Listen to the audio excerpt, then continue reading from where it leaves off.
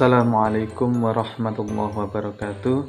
Perkenalkan, kami dari kelompok 4 pada kesempatan ini akan menyampaikan tentang kementerian dan kelembagaan terkait dengan UMKM di Indonesia kita saat ini sebagai payung hukum dan pedoman pembinaan, pendampingan, dukungan, penguatan dan pengembangan UKM yang ada di Indonesia kita ini.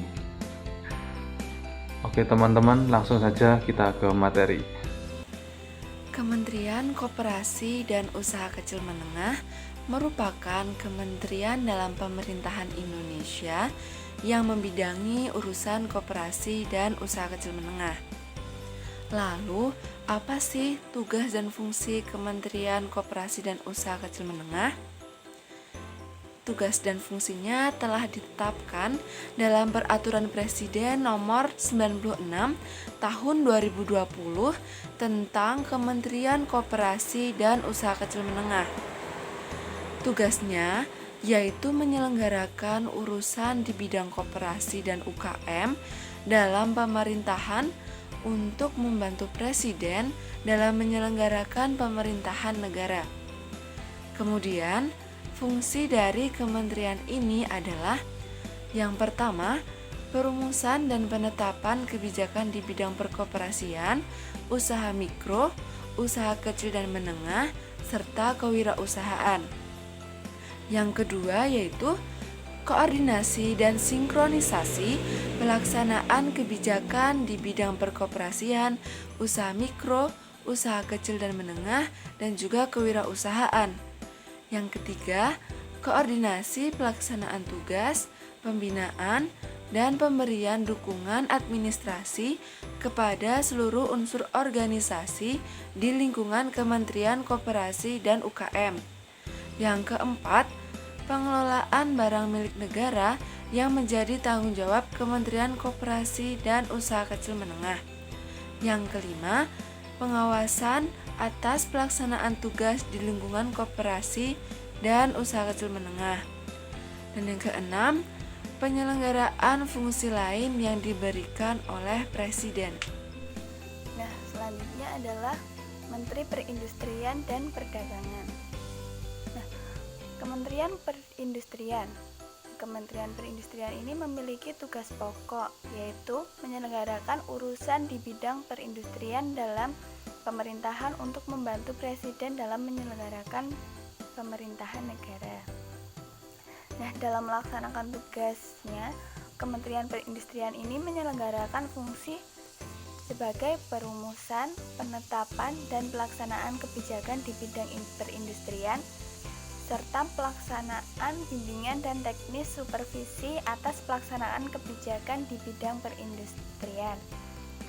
Serta juga Kementerian Perindustrian ini berfungsi dalam pengelolaan barang milik atau kekayaan negara yang menjadi tanggung jawab Kementerian Perindustrian. Nah, sedangkan untuk Kementerian Perdagangan ini memiliki tugas yaitu menyelenggarakan urusan pemerintah di bidang perdagangan. Nah, untuk fungsinya sendiri, Kementerian Perdagangan ini berfungsi dalam perumusan dan penetapan kebijakan di penguatan dan pengembangan perdagangan dalam negeri, pemberdayaan konsumen, standarisasi, dan pengendalian mutu barang. Nah, fungsi yang kedua yaitu pelaksanaan dukungan yang bersifat substansif kepada seluruh unsur organisasi di lingkungan Kementerian Perdagangan. Dan juga Kementerian Perdagangan ini memiliki fungsi pengelolaan barang milik atau kekayaan negara yang akhirnya menjadi tanggung jawab Kementerian Perdagangan. Kemudian saya akan menjelaskan kriteria UKM menurut pasal 6 UU nomor 20 tahun 2008, yaitu kriteria UKM berdasarkan permodalan. Untuk yang pertama yaitu kriteria usaha mikro yang memiliki kekayaan bersih paling banyak sebesar 50 juta, tidak termasuk tanah dan bangunan tempat usaha, yang memiliki penjualan paling banyak yaitu sebesar 300 juta per tahun. Kemudian yang kedua yaitu kriteria usaha kecil. Memiliki kekayaan bersih lebih dari 50 juta dan paling banyak sebesar 500 juta dan tidak termasuk tanah dan bangunan tempat usaha yang memiliki penjualan tahunan lebih dari 300 juta dan paling banyak yaitu sebesar 2,5 miliar per tahun. Yang kemudian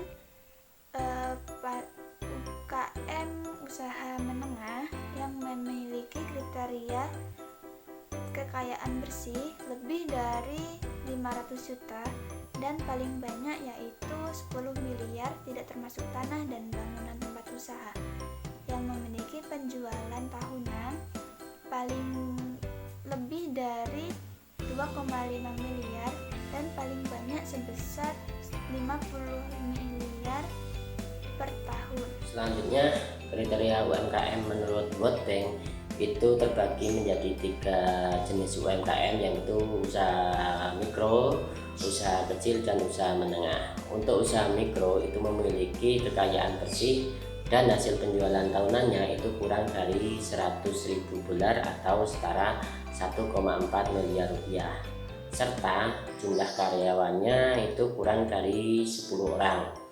Untuk usaha kecil itu menurut World Bank itu memiliki kekayaan bersih dan hasil penjualannya itu untuk penjualan tahunannya itu lebih dari 100.000 dolar atau setara 1,4 miliar rupiah, tetapi kurang dari sama dengan 3 juta dolar atau setara 42 miliar rupiah, serta jumlah karyawannya itu antara 11 sampai dengan 50 orang.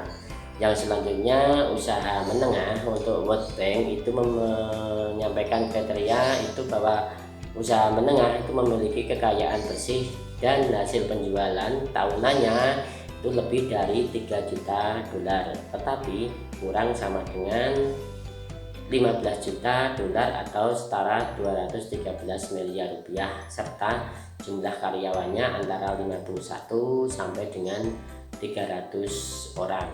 Dari materi tadi dapat kita simpulkan bahwa UMKM di Indonesia ini memiliki beberapa kriteria yang sama agar program dari berbagai lembaga kementerian bisa tercover oleh semua usahawan, baik itu secara orang per orang maupun secara badan usaha, sehingga program dari pemerintah melalui lembaga atau kementerian dapat tersalurkan dengan tepat dan rata dalam rangka meningkatkan UMKM yang ada di Indonesia kita ini menjadi lebih maju.